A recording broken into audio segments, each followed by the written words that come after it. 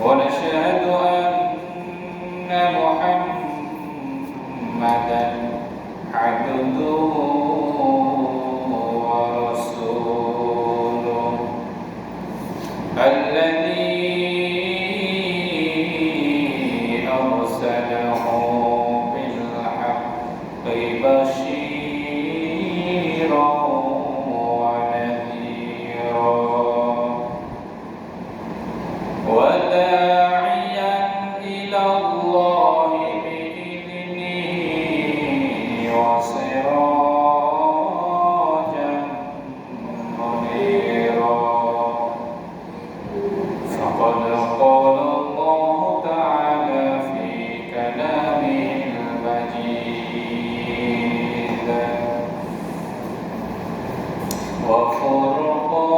وفرقان الحميد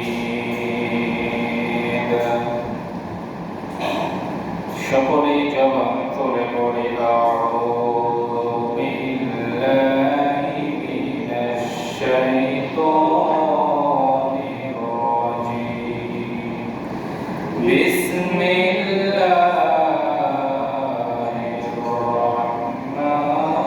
রাহমানির রাহিম ইয়া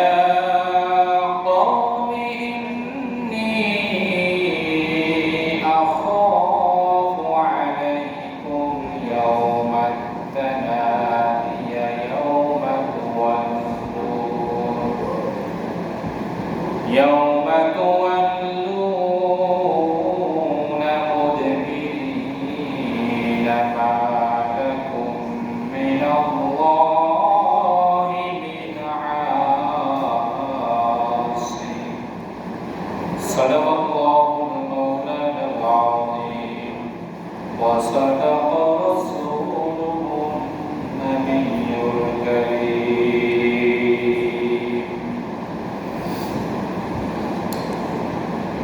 মাটির মানুষ মাটি হয়ে কবরে যাবে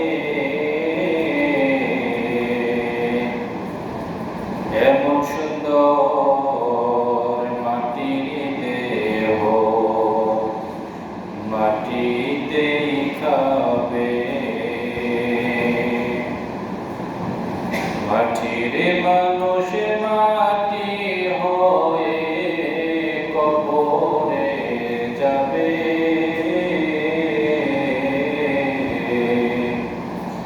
এমন সুন্দর মাটির দেহ মাটিতেই খাবে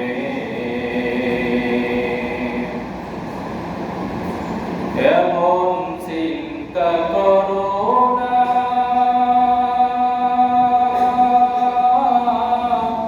কবরে নাই খাট পালঙ্ক নাই রে বিছানা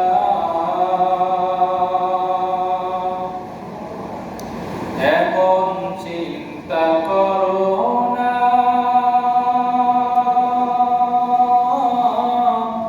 কবরে নাই খাট পালঙ্ক নাই রে বিছানা সারা জীবন বালিশ ছাড়া ঘুমাতে হবে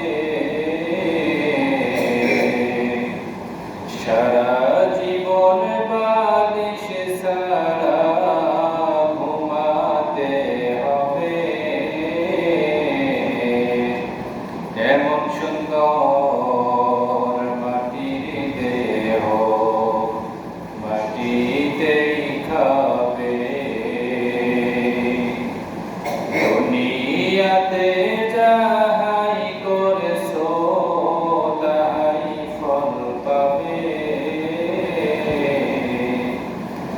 এমন সুন্দর মাটির দেহ কবরেই খাবে সকলে জবান করে পড়ি আলহামদুলিল্লাহ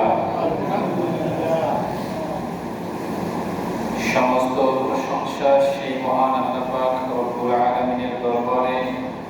যে মহান আল্লাহ পাক রব্বুল আলামিন আমাদেরকে দুনিয়ার সকল গুনাহ থেকে ফারিগ করে দুনিয়ার সকল ফিতনা থেকে দূরে রেখে যে মহান রব্বুল কারীম আমাদেরকে আজকের এই জমাদিউল আউয়াল মাসের তৃতীয় জুমায় আমাদেরকে মহান আল্লাহ পাক রব্বুল আলামিন আল্লাহর ঘর মসজিদ পর্যন্ত এসে কোরআন সুন্নাহ থেকে কিছু আলোচনা শুনবার মতো তৌফিক দিয়েছেন।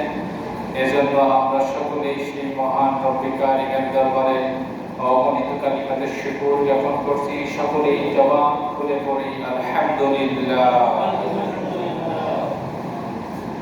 পাশাপাশি সেই মহান রব্বুল আলামিনের দরবারে আবার শুকরিয়া আদায় করছি যিনি আপনাকে আমাকে মুসলমানের ঘরে জন্মগ্রহণ করার সুযোগ দিয়েছেন। আল্লাহ পাক রব্বুল আলামিন যদি ইচ্ছা করতেন আপনাকে আমাকে হিন্দু বানাতে পারতেন। আল্লাহ পাক রব্বুল আলামিন যদি ইচ্ছা করতেন আপনাকে আমাকে পশু বানাতে পারতেন। আল্লাহ পাক রব্বুল আলামিন যদি ইচ্ছা করতেন আপনাকে আমাকে কুকুর বানাতে পারতেন। কিন্তু মহান আল্লাহ পাক রব্বুল আলামিন আপনাকে আমাকে কুকুর না বানিয়ে হিন্দু বৌদ্ধ ধর্ম এগুলো না বানিয়ে আপনাকে আমাকে দয়া করে মায়া করে মহব্বত করে যিনি আপনাকে আমাকে মুসলমান বানিয়েছেন, মুসলমান ঘরে জন্মগ্রহণ করার সুযোগ দিয়েছেন, এজন্য আমরা সেই মহান মালিকের দরবারে আবার শুকরিয়া জ্ঞাপন করছি। আমরা সকলে পড়ি আলহামদুলিল্লাহ। সাইয়্যিদুল মুরসালিন খাতামান নাবিয়্যিন, আমরা সকলেই সেই নবীর প্রতি দরুদ এবং সালাম পাঠ করি যে কাল কিয়ামতের ময়দানে আল্লাহর হাবিব সাল্লাল্লাহু আলাইহি ওয়াসাল্লাম তার গুনাহগার উম্মতকে বাঁচানোর জন্য আল্লাহ পাক রব্বুল আলামিনের কুদরতি পায়ের উপরে সিজদায় উঠে পড়বেন। যে বিশ্ব নবী জনাবে মুহাম্মদুর রাসূলুল্লাহ সাল্লাল্লাহু আলাইহি ওয়াসাল্লাম আপনার আমার জন্য আমাদের সকলের জন্য কাল কিয়ামতের ময়দানে সুপারিশ করবেন। যিনি মৃত্যুর সময়ও তার নাতির কথা চিন্তা করেন নাই, মৃত্যুর সময় তার স্ত্রীর কথা চিন্তা করেন নাই, মৃত্যুর সময় তার আত্মীয় স্বজনদের কথা কখনোই বলেন নাই। মৃত্যুর সময় তিনি একটি কথা বলেছেন, সেটা হলো রব্বুল আলামিন আমার গুনাহগার উম্মতের কি অবস্থা হবে, আমি তো দুনিয়া থেকে চলে যাব, কিন্তু আমার উম্মত তো বড় গুনাহগার, আমার উম্মতের কি অবস্থা হবে, রব্বুল আলামিন আমার গুনাহগার উম্মতকে তুমি maaf করে দাও। বলে সুবহানাল্লাহ। তাহলে আপনার আমার জন্য মুক্তি চেয়েছেন বিশ্বনবী মুহাম্মদ রাসূলুল্লাহ সাল্লাল্লাহু আলাইহি ওয়াসাল্লাম। আমরা সকলেই সেই নবীর প্রতি দরুদ এবং সালাম পাঠ করি, সকলে পড়ি সাল্লাল্লাহু আলাইহি ওয়াসাল্লাম। আমাদের গত জুমার আলোচনার বিষয় ছিল নবীজি সাল্লাল্লাহু আলাইহি ওয়াসাল্লাম যে সমস্ত অপরাধ থেকে বাঁচতে বলেছেন। সাহাবায়ে কেরাম জিজ্ঞাসা করেছেন, ইয়া রাসূলুল্লাহ আমরা কি অপরাধ থেকে বাঁচবো? যদিও প্রত্যেকটি সাহাবায়ে কেরাম প্রত্যেকটি অপরাধ থেকে, প্রত্যেকটি গুনাহ থেকে তেনারা অবশ্যই মুক্ত। সাহাবায়ে কেরাম কোনো গুনাহ করতে নিমজ্জিত না, সাহাবায়ে কেরাম কোনো গুনাহ করেন নাই। তবুও সাহাবায়ে কেরাম রাসূল আকরাম সাল্লাল্লাহু আলাইহি ওয়াসাল্লামকে জিজ্ঞাসা করেছেন, ইয়া রাসূলুল্লাহ এই সমস্ত অপরাধ আমাদেরকেও বলুন, আমরা এই সমস্ত অপরাধ থেকে বেঁচে থাকতে চাই। যেটা আমরা গত জুমায় 1 থেকে 3 পর্যন্ত বলেছিলাম, 3 নাম্বারটা এখনো শেষ হয়নি। তাহলে 1 নাম্বার বলা হয়েছে তোমরা আল্লাহ তাআলার সঙ্গে কাউকে শরীক করিও না।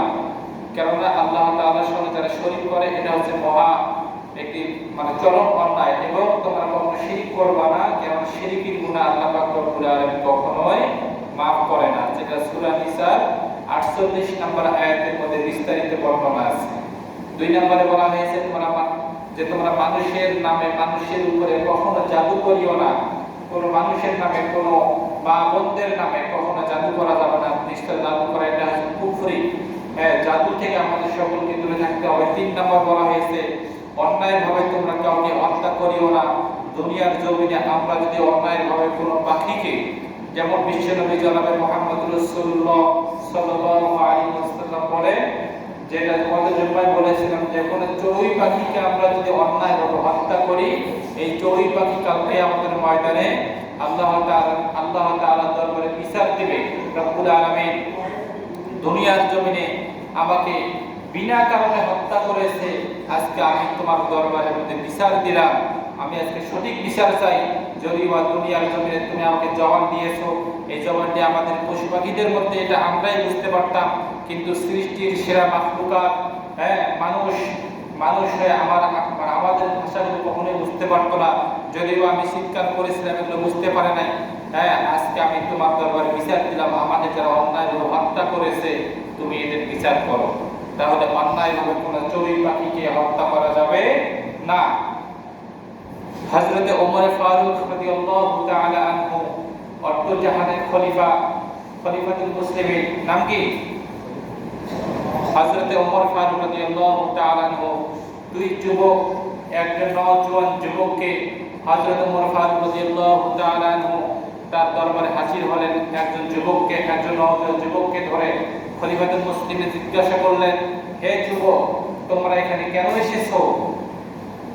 দুই যুবক বললেন, খলিফাতুল মুসলিমিন, আমরা এই নওজোয়ান যুবককে আমরা আপনার কাছে ধরে নিয়ে এসেছি একটি কারণে। এই যুবক আমাদের বাবাকে হত্যা করেছে। জোরে বলেন, কি করেছে?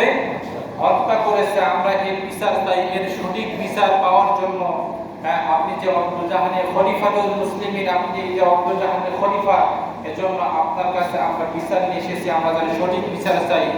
খলিফাতুল মুসলিমিন হযরত ওমর ফারুক রাদিয়াল্লাহু তাআলা আনহু নওজোয়ান যুবককে জিজ্ঞাসা করলেন, হে নওজোয়ান যুবক, তুমি কি সত্যি তাদের বাবাকে হত্যা করেছো? তুমি কি সত্যি তাদের বাবাকে হত্যা করেছো? যুবক বললেন, হ্যাঁ, আমি তাদের এই সন্তানদের বাবাকে আমি হত্যা করেছি। খলিফাতুল মুসলিমিন বললেন, কেন হত্যা করেছো বলো?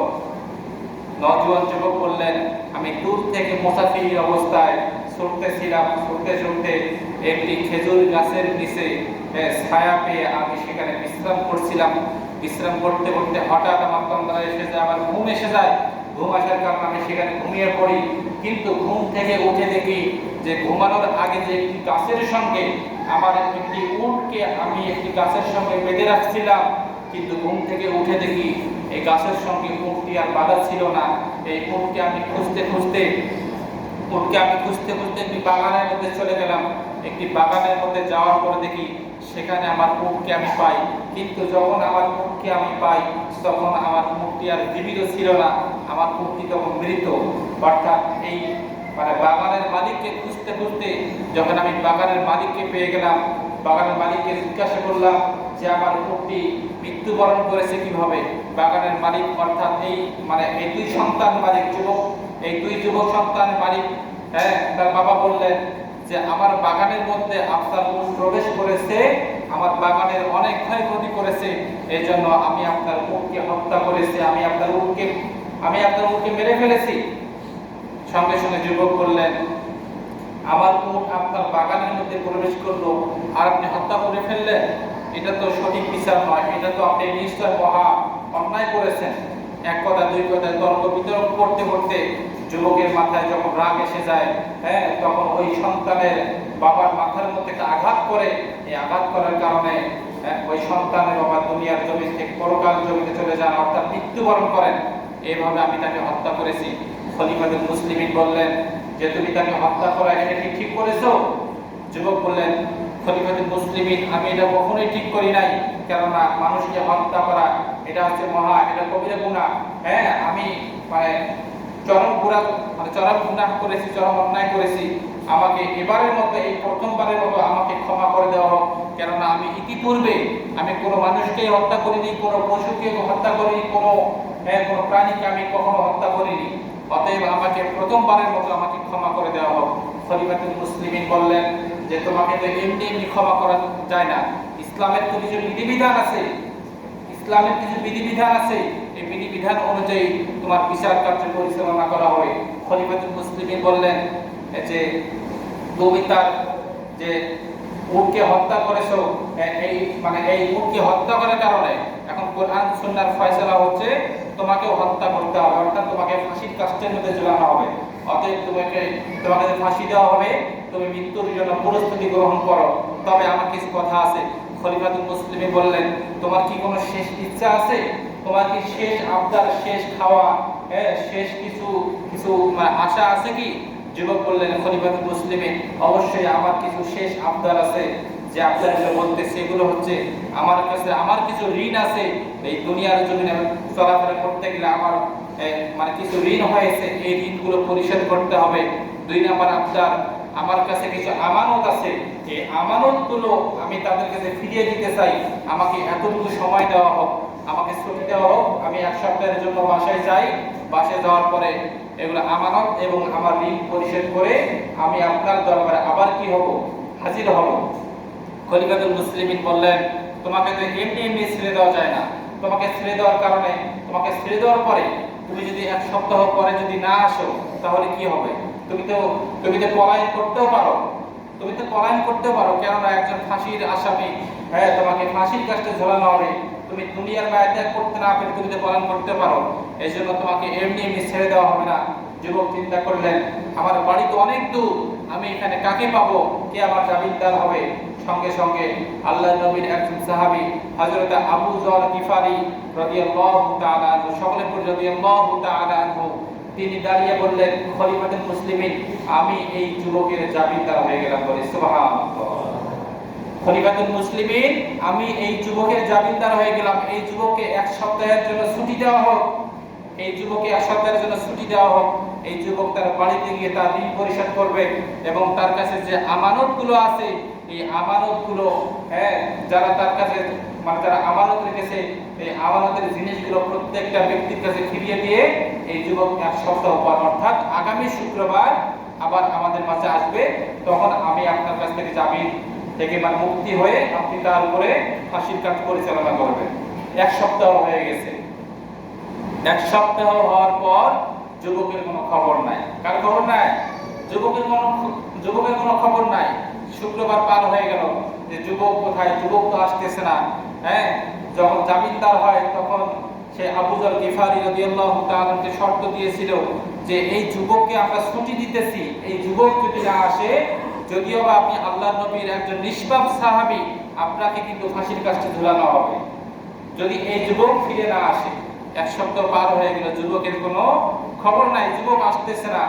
হযরত আবু যর গিফারি রাদিয়াল্লাহু তাআলা কে ফাঁসির কাস্টে ঝুলানোর জন্য প্রস্তুতি গ্রহণ করছে। একজন বললেন, খলিফাতুল মুসলিমিন, একটু অপেক্ষা করেন, এদিকে ডান দিকে দেখা যাচ্ছে যে ধুলা বা ডান দিকে অনেক অনেক দূরে দেখা যাচ্ছে যে মানে ধুলা উড়াইতেছে, আপনি একটু অপেক্ষা করেন, হয়তোবা যুবক চলে আসতেছে। একটু অপেক্ষা করার পরে যুবক 1 মিনিটের মধ্যে চলে আসলেন।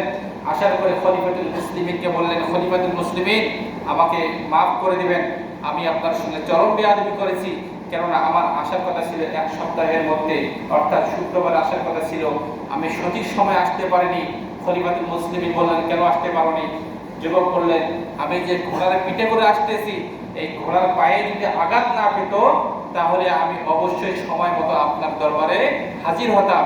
তাহলে খলিফাতুল মুসলিমিনকে বললেন, খলিফাতুল মুসলিমিন, হযরত আবু যর গিফারি রাদিয়াল্লাহু তাআলা কে ছেড়ে দেওয়া হোক, যেহেতু আমি এখানে এসেছি, যেহেতু সে আমার বিপদের পাশে দাঁড়িয়েছে, এজন্য তাকে ছেড়ে দেওয়া হোক, এখন আমাকে ফাঁসির কাস্টে নিয়ে যান, আমি ফাঁসির জন্য প্রস্তুতি গ্রহণ করতেছি, প্রস্তুতি গ্রহণ করে এসেছি, আমার বাড়িতে আমার বিবির কাছ থেকে, মা বাবার কাছ থেকে আমি বিদায় নিয়ে আপনার কাছে এসেছি।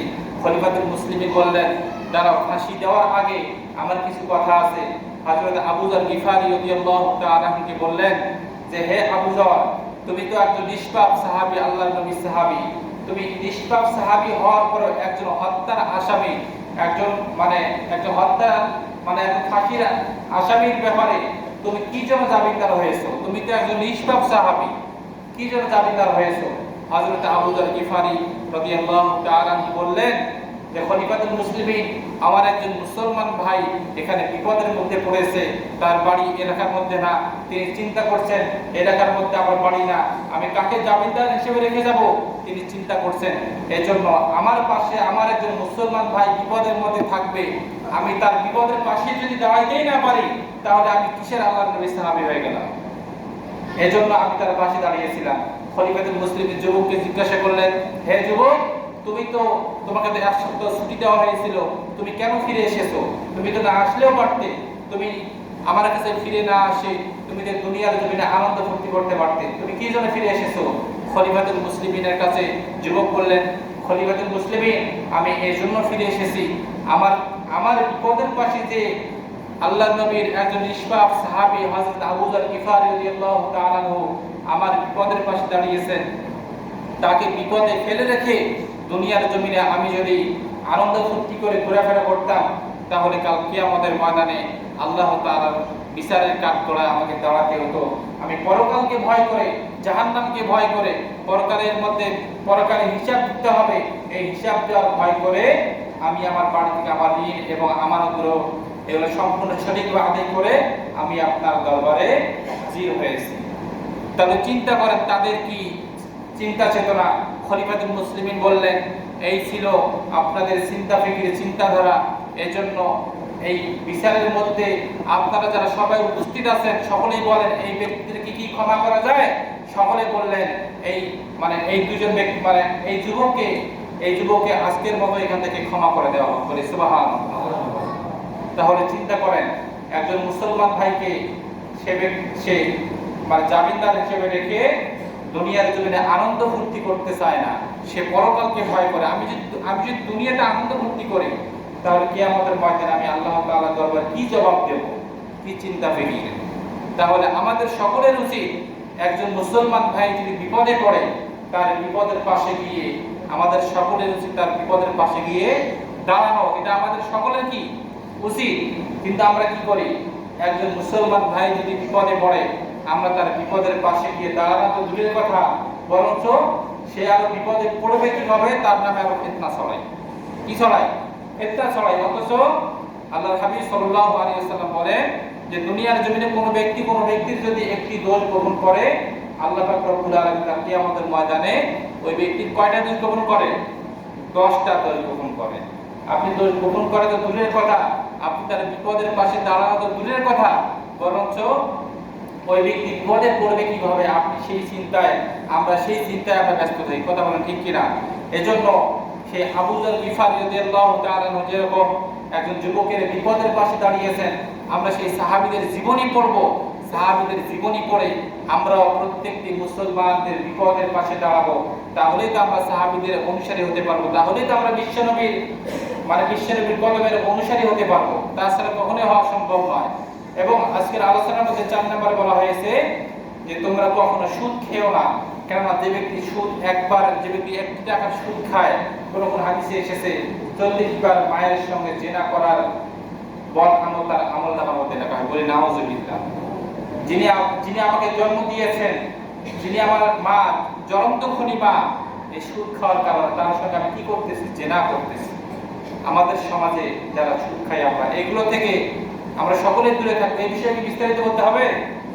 বিস্তারিত বলার কোনো দরকার নাই। এটা আপনারা সকলেই জানেন যে সুদ কতটা ভয়ানক এবং কতটা জঘন্যতম অপরাধ। আমরা সকলে এগুলো থেকে দূরে থাকবো। আজকে আমরা 4 থেকে কথা বললাম। আগামী জুম্মায় 5, 6, 7